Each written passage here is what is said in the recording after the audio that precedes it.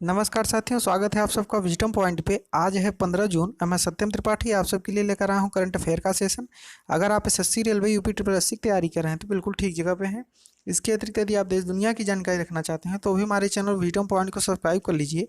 इस चैनल के माध्यम से जो भी देश दुनिया की नई जानकारी की आप तक पहुँचाई जाएगी। चलिए साथियों, आज का सेशन शुरू करते हैं। क्वेश्चन नंबर 1 है, अभी किस राज्य सरकार द्वारा बाल श्रमिक विद्या योजना की शुरुआत की गई। इस क्वेश्चन का सही ऑप्शन सही है उत्तर प्रदेश। उत्तर प्रदेश सरकार द्वारा बाल श्रमिक विद्या योजना की शुरुआत की गई। आइए इसके बारे में डिटेल से जानते हैं। उत्तर प्रदेश के मुख्यमंत्री योगी आदित्यनाथ जी जो हैं उन्हीं के द्वारा अभी विश्व बाल श्रम निषेध दिवस के मौके पर बाल श्रमिक विद्या योजना की शुरुआत की गई।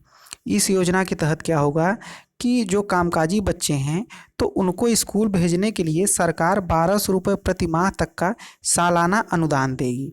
इसके अलावा इसके अतिरिक्त कक्षा 8, 9 और 10वीं पास करने वाले छात्रों को 6,000 रुपये की प्रोत्साहन राशि अलग से दी जाएगी। और जो माननीय मुख्यमंत्री हैं तो उन्हीं के द्वारा, योगी आदित्यनाथ जी के द्वारा वीडियो कॉन्फ्रेंसिंग के जरिए बाल श्रमिक विद्या योजना का उद्घाटन किया गया है। और आपको बता दें कि जो 2011 में जनगणना हुई थी तो 2011 की जनगणना के अनुसार 57 जिले ऐसे हैं जिनमें बाल श्रमिक ज़्यादा हैं। तो उन्हीं 57 जिलों में से 2000 बच्चों का चयन किया गया है। अब 2000 बच्चों का चयन किया गया है इस योजना का लाभ देने के लिए। तो जो 2000 बच्चे हैं तो उसमें से बालकों को स्कूल भेजने के लिए प्रति माह 1000 रुपये दिया जाएगा और बालिकाओं को स्कूल भेजने के लिए प्रति माह 1200 रुपये दिया जाएगा। तो इसी की शुरुआत माननीय योगी आदित्यनाथ जी के द्वारा हुई है। अब बात उत्तर प्रदेश की है तो राजधानी वहाँ की लखनऊ में है और मुख्यमंत्री यहाँ की योगी आदित्यनाथ जी हैं और यहाँ के राज्यपाल जो हैं वो आनंदीबेन पटेल जी हैं। तो एक तरह से देखा जाए तो उत्तर प्रदेश की सरकार के द्वारा एक अच्छा कदम है, एक अच्छा पहल है। अब अगले क्वेश्चन पे चलते हैं। क्वेश्चन नंबर 2 है, अभी किसके द्वारा ऑनलाइन साइबर स्पेस प्रतियोगिता 2020 का आयोजन किया जाएगा। इस क्वेश्चन का बी ऑप्शन सही है इसरो। इसरो के द्वारा ऑनलाइन साइबर स्पेस प्रतियोगिता 2020 का आयोजन किया जाएगा। अब बात इसरो की करें तो इसरो का पूरा नाम है इंडियन स्पेस रिसर्च ऑर्गेनाइजेशन। अगर हम हिंदी में बात करें तो भारतीय अंतरिक्ष अनुसंधान संगठन इसका हिंदी में नाम है। और अगर इसकी स्थापना की बात करें तो इसकी स्थापना जो है वो 15 अगस्त 1969 में की गई थी। और अगर इसके मुख्यालय की बात करें तो इसका मुख्यालय जो है वो बेंगलोर में है। बेंगलोर कहाँ है? कर्नाटक राज्य में है। तो इसरो का जो मुख्यालय है वो बेंगलोर में है। अब इसी इसरो के द्वारा और आपको बता दें कि जो ये इसरो है ये भारत की स्पेस एजेंसी है। जैसे कि अमेरिका की स्पेस एजेंसी नासा है, उसी प्रकार से भारत की स्पेस एजेंसी इसरो है। तो इसी इसरो के द्वारा ऑनलाइन साइबर स्पेस प्रतियोगिता 2020 का आयोजन किया जाएगा। अब ये आयोजन है क्या? तो इसको जो है इस आयोजन को 4 वर्गों में बांटा गया है। 4 वर्गों में बांटने का मतलब क्या है तो आइए देखते हैं। तो जो पहला वर्ग है उसमें कक्षा 1 से लेकर के 3 तक के छात्र उस प्रतियोगिता में भाग ले सकते हैं। तो जो 1 से लेकर के 3 तक जो छात्र होंगे उनको ड्राइंग प्रतियोगिता कराया जाएगा उनसे। और दूसरे वर्ग की बात करें तो दूसरे वर्ग में कक्षा 4 से लेकर के 8वीं तक के विद्यार्थी जो हैं तो वो दूसरे वर्ग में हैं। तो जो दूसरे वर्ग में विद्यार्थी हैं 4 से लेकर के 8वीं तक के, तो उनको जो है विज्ञान शिल्प के क्षेत्र में और विज्ञान शिल्प के क्षेत्र के साथ साथ मॉडल्स में प्रतियोगिता उनको कराया जाएगा। मतलब मॉडल्स और विज्ञान शिल्प के क्वेश्चन उनको दिए जाएंगे। अगर हम तीसरे वर्ग की बात करें तो तीसरे वर्ग में कक्षा 9वीं और 10वीं के छात्र आएंगे। तो कक्षा 9वीं और 10वीं के छात्र के लिए निबंध लेखन के क्वेश्चन दिए जाएंगे, उनको निबंध लिखने के लिए दिए जाएंगे, निबंध प्रतियोगिता कराई जाएगी उनके लिए।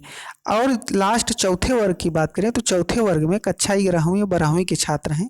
तो 11वीं और 12वीं के छात्र के लिए निबंध लेखन के साथ साथ अंतरिक्ष के कुछ प्रश्नोत्तरी क्वेश्चन भी दिए जाएंगे। तो 11वीं 12वीं के छात्र के लिए अंतरिक्ष और प्रश्नोत्तरी प्रतियोगिता कराई जाएगी। तो ये 4 वर्गों में है, इस प्रकार से कराई जाएगी। और अगर आप आपके घर के बच्चे इसमें इंटरेस्टेड हैं तो आप भी हिस्सा ले सकते हैं। हिस्सा कैसे लेंगे, इसका लास्ट डेट 24 जून 2020 है और इससे पहले आपको इसरो के वेबसाइट पे जा कर के अपना रजिस्ट्रेशन ऑनलाइन कराना पड़ेगा। अब अगले क्वेश्चन पे चलते हैं। क्वेश्चन नंबर 3 है, अभी किसे नौसेना के चीफ ऑफ स्टाफ के रूप में नियुक्त किया गया? तो इस क्वेश्चन का ए ऑप्शन सही है, विश्वजीत दास गुप्ता। विश्वजीत दास गुप्ता को नौसेना कमान के चीफ ऑफ स्टाफ के रूप में नियुक्त किया गया है। आपको बता दें कि जो नौसेना है तो नौसेना की 3 कमान हैं। कौन कौन सी? पूर्वी नौसेना कमान, पश्चिमी नौसेना कमान और दक्षिणी नौसेना कमान। तो ये 3 कमान है किसके? नौसेना की। तो जो पूर्वी नौसेना है तो पूर्वी नौसेना जो है वो विशाखापट्टनम में स्थित है और जो पश्चिमी कमान है, पश्चिमी नौसेना कमान है, वो मुंबई में स्थित है। अब अगर दक्षिणी नौसेना कमान की बात करें तो दक्षिणी नौसेना कमान जो है वो कोच्चि में है, कोच्चि में स्थित है। तो अब क्वेश्चन ये पूछा जा रहा है कि अभी किसे नौसेना कमान के चीफ ऑफ स्टाफ के रूप में नियुक्त किया गया? तो इसमें जो है वो विश्वजीत दास गुप्ता जो हैं तो उनको नौसेना कमान के चीफ ऑफ स्टाफ के रूप में नियुक्त किया गया है। और ये जो नियुक्ति हुई है तो ये पूर्वी कमान के चीफ ऑफ स्टाफ हैं। विश्वजीत दास गुप्ता जो हैं वो पूर्वी कमान के चीफ ऑफ स्टाफ हैं। अगले क्वेश्चन पे चलते हैं। क्वेश्चन नंबर 4 है, अभी फीफा रैंकिंग में भारत किस स्थान पर रहा? तो इस क्वेश्चन का सी ऑप्शन सही है, 108वें स्थान पर। 108वें स्थान पे फीफा की रैंकिंग में भारत का स्थान रहा है। अगर फीफा की बात करें तो फीफा का पूरा नाम है federation international D football association, इसका पूरा नाम है।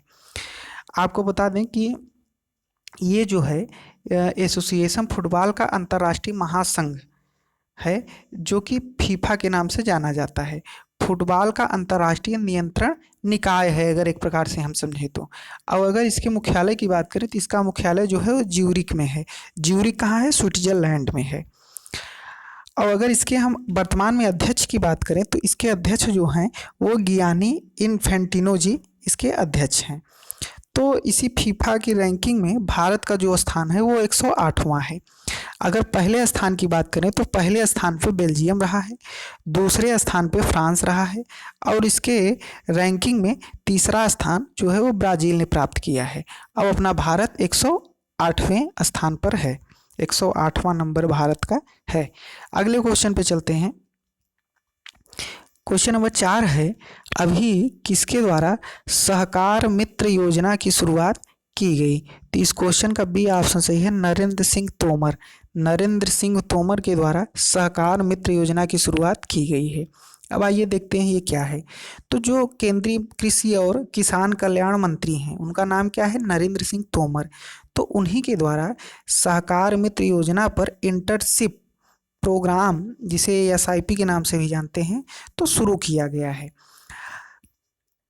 ये क्या है? ये राष्ट्रीय सहकारी विकास सहयोग, जिसे NCDC जो है तो उसी के द्वारा इसकी पहल की गई है। मतलब कि एक पहल NCDC का ये सहकार मित्र योजना है।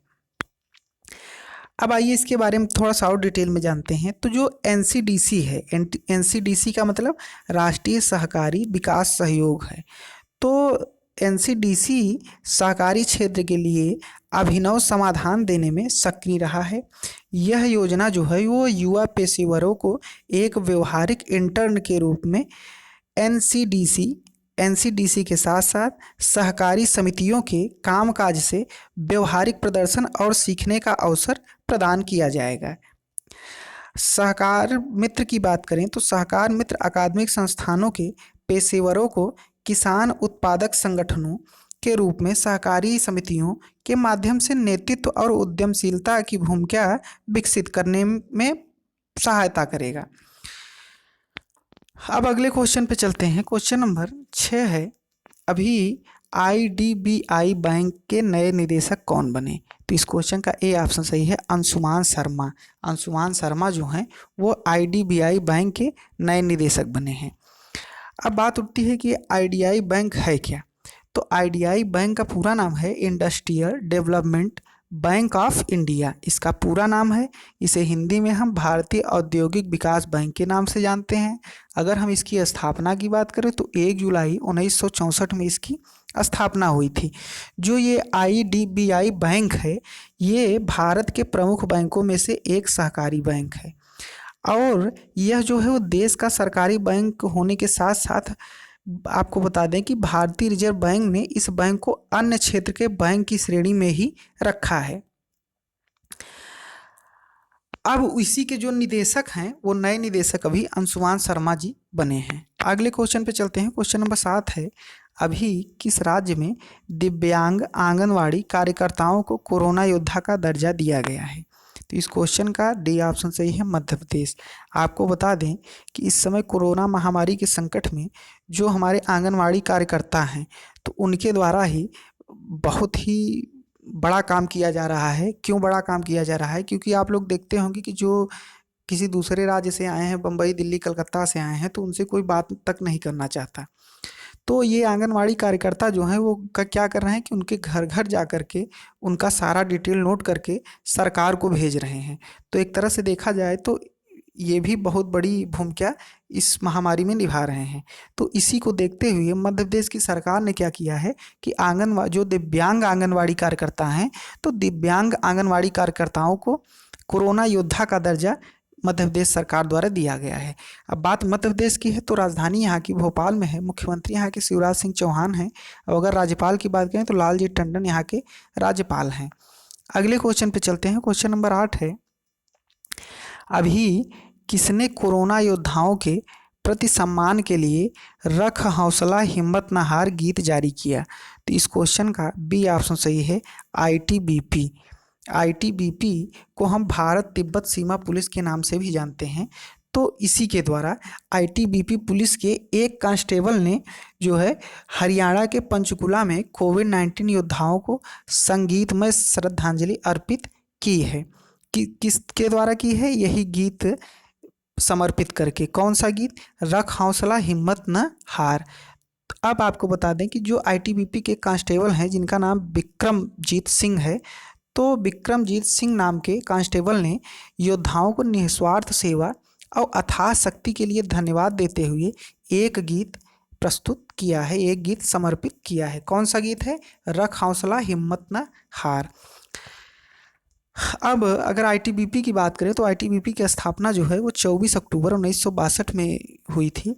जिस समय चीन से भारत का युद्ध हुआ था तो उसी समय हमें लग रहा है 1962 में ही इसकी स्थापना हुई होगी। ये जो आईटीबीपी है वो भारत तिब्बत सीमा पुलिस है, मतलब कि जो हमारा जो भारत का बॉर्डर है ऊपर लद्दाख से लेकर के इधर आंध्र प्रदेश तक, तो जो चीन से सीमा लगता है, तो इस सीमा पर जो है वो आईटीबीपी के जवान ही खड़े रहते हैं। हमारे देश की सुरक्षा आईटीबीपी के जवानों द्वारा किया जाता है। अगर हम इसके हेडक्वार्टर की बात करें तो हेडक्वार्टर इसका नई दिल्ली में है।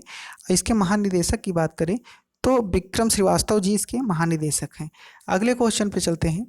क्वेश्चन नंबर 9 है, अभी किसके द्वारा लॉकडाउन लाइसेंस कहानी लिखा गया? तो इस क्वेश्चन का बी ऑप्शन सही है, शोभा डे। शोभा डे के द्वारा लॉकडाउन लाइसेंस कहानी लिखा गया है। ये कहानी क्या है? तो ये कहानी ये है कि कोविड-19 का जो प्रभाव मानव जीवन के ऊपर पड़ा है, तो उसी प्रभाव पर ये पूरा कहानी आधारित है।